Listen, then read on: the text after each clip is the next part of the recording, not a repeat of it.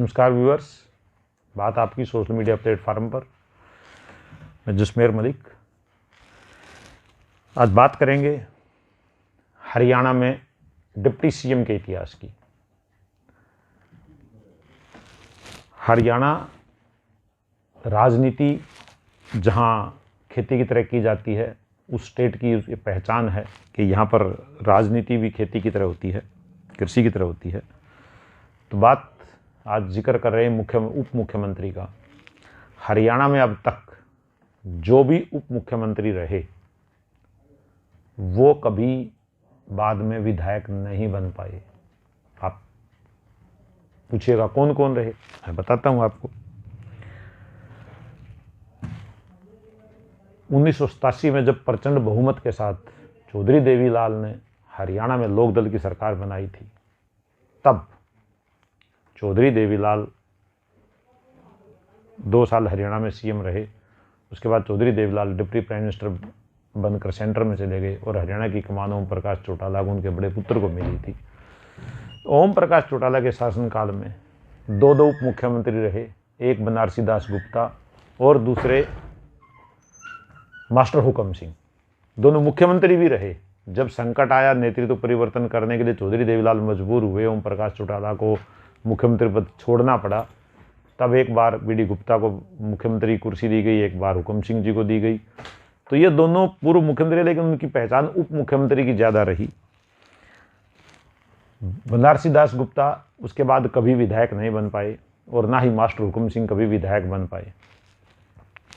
उसके बाद 2005 के विधानसभा चुनाव में जब भारी बहुमत के साथ हरियाणा में कांग्रेस की सरकार भूपेंद्र हुड्डा के नेतृत्व में बनी, तब नाराज जो मुख्यमंत्री पद की दौड़ में भूपेंद्र हुड्डा के सामने मजबूती से टिके हुए थे पूर्व मुख्यमंत्री भजन लाल को सीएम की कुर्सी सोनिया गांधी ने नहीं दी, भूपेंद्र सिंह हुड्डा को दी।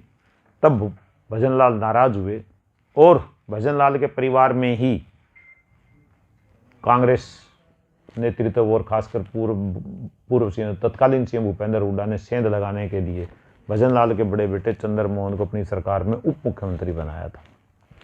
चंद्र मोहन उप मुख्यमंत्री बने।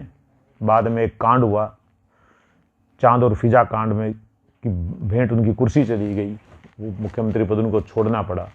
उसके बाद चंद्र मोहन आज तक विधायक नहीं बन पाए हैं।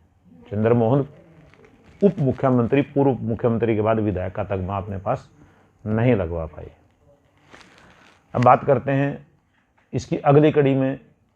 2019 के विधानसभा चुनाव में जब भारतीय जनता पार्टी बहुमत से 6 सीट दूर रह गई, तब उनको गठबंधन करना पड़ा जेजेपी के साथ। और जेजेपी के जो सुप्रीमो हैं, जो संस्थापक हैं दुष्यंत चौटाला, उनको मनोहर लाल सरकार में उप मुख्यमंत्री की कुर्सी मिली और वो हरियाणा के सबसे कम उम्र के उप मुख्यमंत्री भी रहे।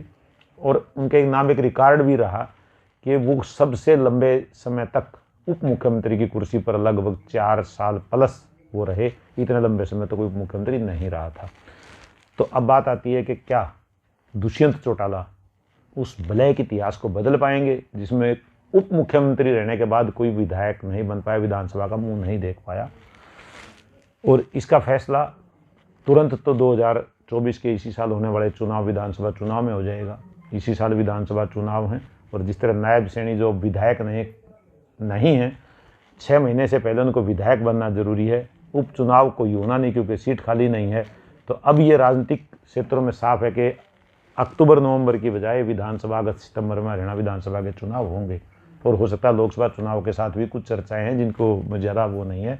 लेकिन जब भी अब चुनाव जल्दी सिर पर हैं, अब दुष्यंत चौटाला उसी ब्लैक इतिहास को बदल पाते हैं या नहीं, जिसमें उप मुख्यमंत्री दोबारा विधायक नहीं बन पाए, ये इसी साल तय हो जाएगा।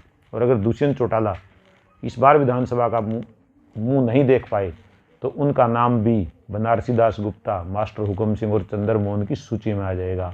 अगर दुष्यंत चौटाला विधानसभा में पहुंच जाते हैं तो वो उस ब्लैक इतिहास को बदल देंगे जिसमें कोई उप मुख्यमंत्री विधानसभा में नहीं पहुंच पाया। धन्यवाद।